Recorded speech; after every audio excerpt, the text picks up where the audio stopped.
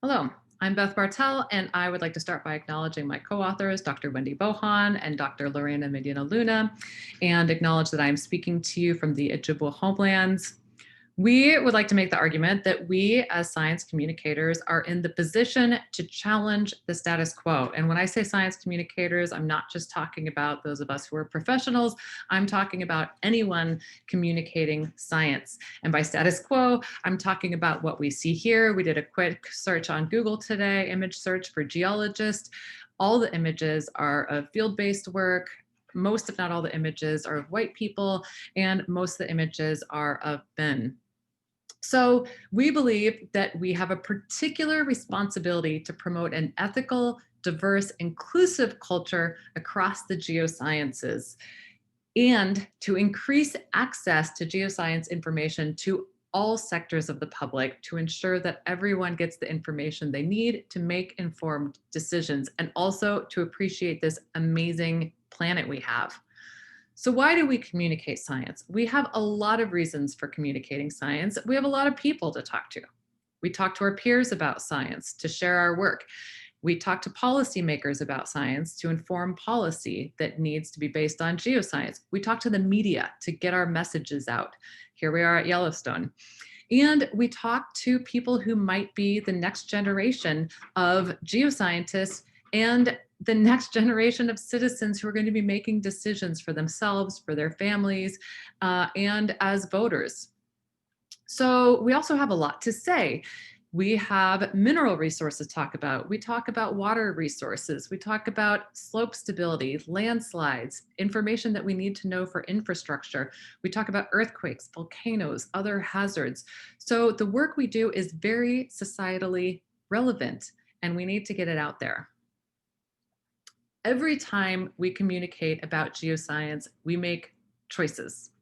We make a lot of choices. We make choices about which photo do I want to use, what wording do I want to use, what topic am I going to focus on, who am I going to feature, who is going to narrate, where is this going to take place, and what place name am I going to use. And we also make decisions about who is going to be behind the camera, by the way, as well. So who is making all these decisions? And why do we even care? Well, these decisions matter. For example, in 2018, the Geena Davis Institute for Gender in Media surveyed women about Dana Scully of the X-Files, and this is what they found. 91% said she was a role model for girls and women. Nearly 2/3 of women who work in STEM say Dana Scully served as their role model, and 63% say that Scully increased their confidence that they could excel in a male-dominated profession. So we may not have the audience that the X-Files had and still has, but our communication still has impact, whether we're in an exhibit hall or making a video for the general public. We internalize what we see, read, and hear. So this is a word cloud that was the product of a survey or question we asked at a webinar we did this summer for the National Association of Geoscience Teachers, NAGT. The webinar was on science communication for social justice, and we asked participants to write words that described the stereotypical geoscientist. And this is what we came up with in real time from over 100 participants, overwhelmingly white, male, and outdoorsy. Bearded, wearing a flannel. So all these words are, again, we asked for the stereotype. This is our stereotype. This is who a geoscientist is. This is who first comes to our minds and the minds of many people in the public probably as well. Person who loves rocks, rock hammer, outdoorsy, drinks beer. Well, what if you aren't male? What if you're not white? What if you don't like field work? What if you don't like to drink beer? What if you don't like to drink at all? Is then this a welcoming and interesting profession for you, or a profession that you would trust someone from and be curious about? So the geosciences are among the least diverse of the STEM fields, potentially in part because of this perception of geoscientist. We awarded only 6% of geoscience PhDs in 2016 to students from underrepresented minorities here in the US, of US citizens and permanent residents. But this group made up 31% of our country's population. Black, Native American, and Hispanic or Latina women made up 1.46% of the total PhDs awarded. And these numbers have not really changed despite efforts in the past few years, meaning the past 40 years, the numbers really haven't changed. And that's what that graphic is representing on the left. So we acknowledge that science communication efforts alone will not solve the diversity problem, in part because of attrition. So women, people from sexual and gender minorities, and Black and Hispanic people all leave the field at higher rates than the average student or practitioner. We can't only attract people, students, through PR efforts. We also need to change our structures.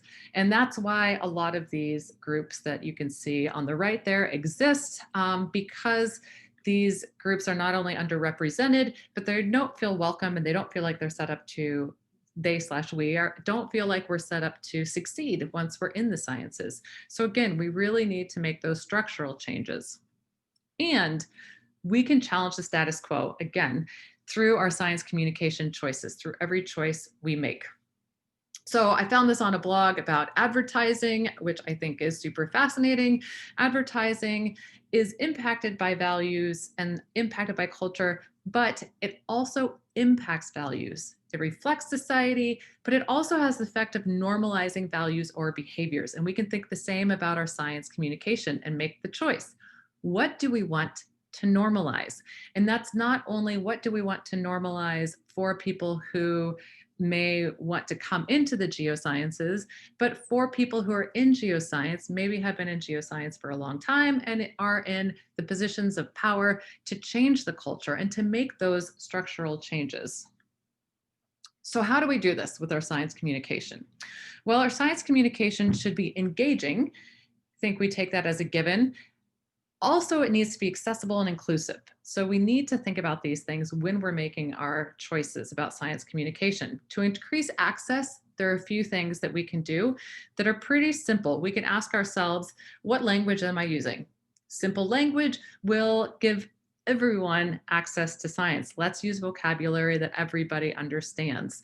And some of that vocabulary may not be, we may not be aware of that. I use modeling and geophysics to mean one thing, but it means something different to people outside geophysics. So there are some sneaker words that we just take for granted at this point.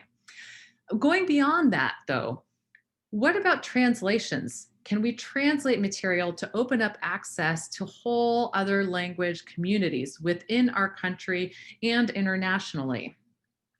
Can we make our graphics more accessible to viewers with sight impairments by running our graphics through a test program for color blindness? And a lot of apps and programs have these built in. In Adobe, for example, you can use Adobe to test for whether your graphic is colorblind friendly.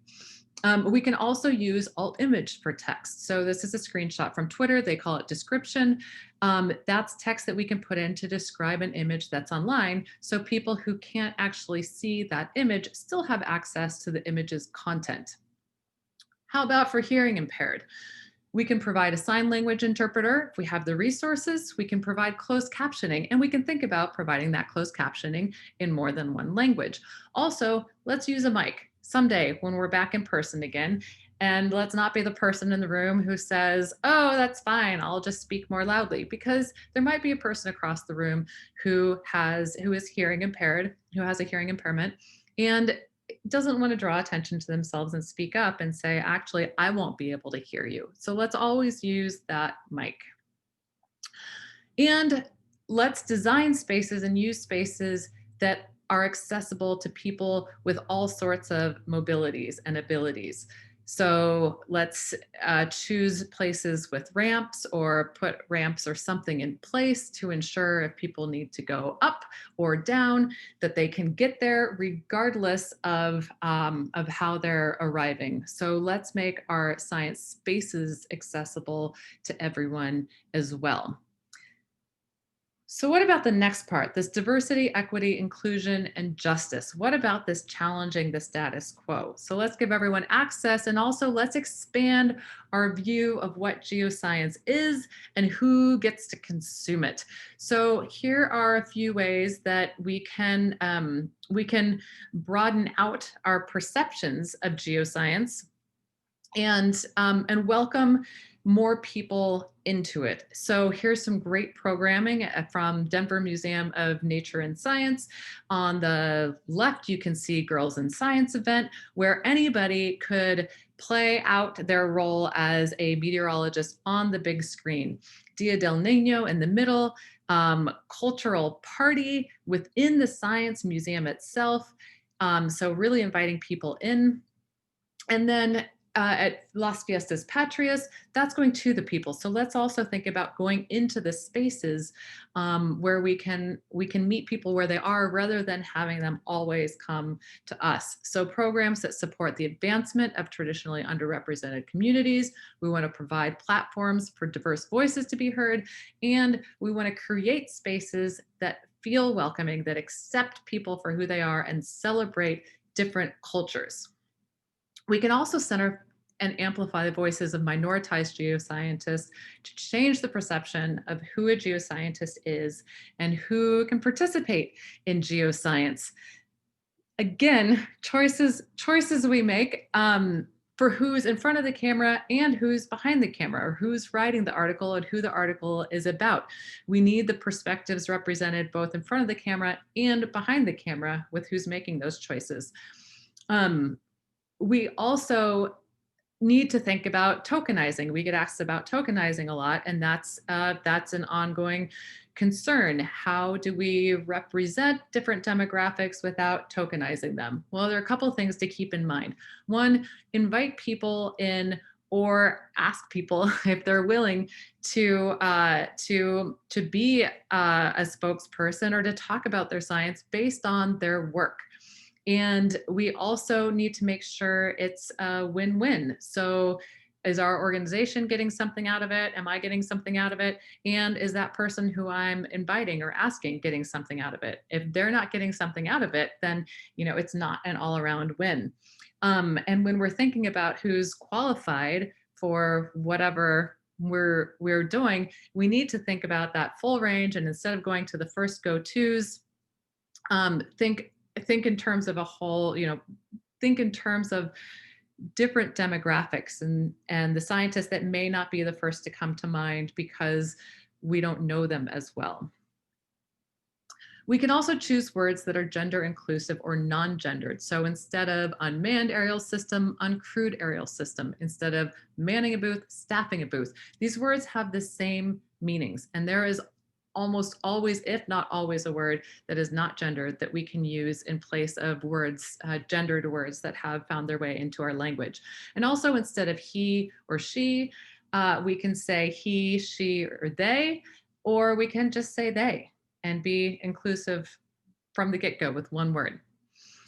We also need to present all aspects of geoscience work to change the perception of geoscience as solely field-based. We do a lot of computer work. In fact, we probably do more computer work than anything else. So let's celebrate that and show people who don't have an interest in field work that there is a place in geoscience for them. And in fact, we want them in geoscience because we want those brains. We want those quantitative brains. We want people who are interested in doing all aspects of geoscience, because we know that all the problems within geoscience need to be tackled from all the different angles. And also, let's not define science as existing solely within the academy. Science takes all different forms. We need engineering, we need technicians, we need all sorts of people to contribute to the scientific endeavor to move science forward. So we can change the narrative about who geoscience is for, who does it, and what it looks like, if we consider this in making our choices. Every time we communicate, again, we make choices. So what choices are we going to make about our communication? And if you want a checklist for some of the items that I just went through to help you out in making your choices, and I made this checklist for myself initially, here's a QR code that'll take you to a PDF of that. And We look forward to seeing you out there in the world communicating about science, whether you're a professional science communicator or not, because all science communication makes you a science communicator.